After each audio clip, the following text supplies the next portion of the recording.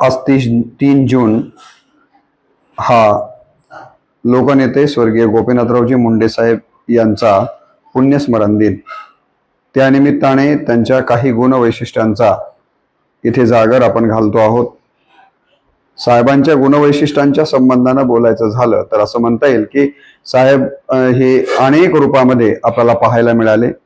मुंडे साहेबांची जी अनेक रूपं होती त्यातील पहिलं रूप म्हणजे संघर्षशील मुंडे साहेब, जिद्दी मुंडे साहेब, गंभीर परिस्थितीत क्षणात वातावरण पालटणारे मुंडे साहेब, वास्तवाची जाण असणारे मुंडे साहेब, मैत्री जपणारे मुंडे साहेब, सामाजिक प्रश्नावर तळमळीनं बोलणारे मुंडे साहेब, लोकांना प्रेरित करणारे मुंडे साहेब आणि आपल्या नातवासी खेळताना तितकेच लहान होऊन समरस होणारे मुंडे साहेब, असे त्यांचे अनेक रूप आपल्याला या निमित्तानं